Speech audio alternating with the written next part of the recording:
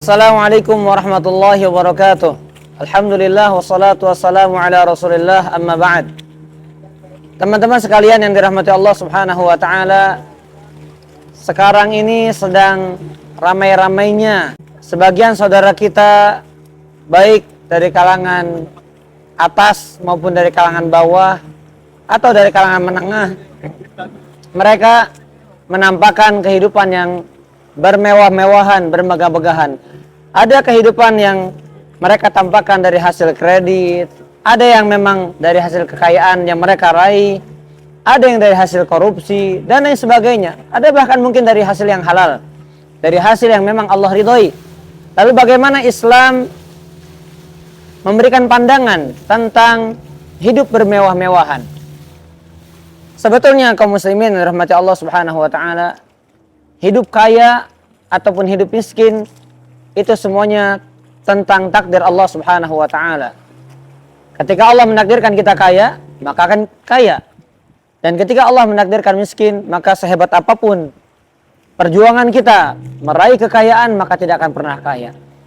Dan kita harus ingat ayat yang senantiasa harus dicamkan bagi setiap mukmin.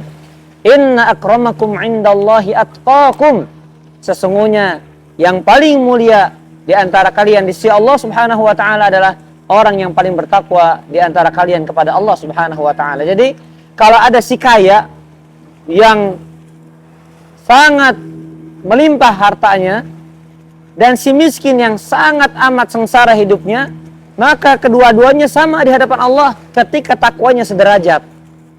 Dan ketika si kaya derajat takwanya lebih hebat, maka si kaya lebih hebat, lebih mulia di hadapan Allah karena ketakwaannya dibandingkan si miskin.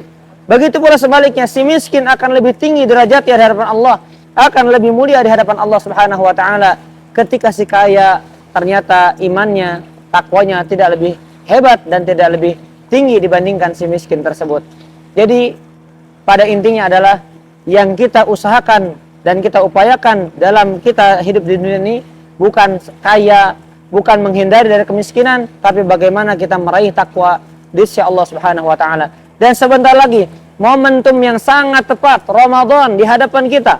Beberapa hari lagi. Dan itu untuk apa? La'allakum tattaqun. Dengan puasa yang kita kerjakan, mudah-mudahan kalian akan menjadi orang bertakwa. Semoga Allah Subhanahu wa taala ja'alna wa iyyakum minal muttaqin. Mudah-mudahan kami dan antum semuanya Allah jadikan orang-orang yang bertakwa sehingga kita menjadi orang yang mulia di sisi Allah Subhanahu wa taala. Barakallahu fikum. Kami dari Ma'had Qasrul Quran sedang melakukan safar menuju Ciltuh. Assalamualaikum warahmatullahi wabarakatuh.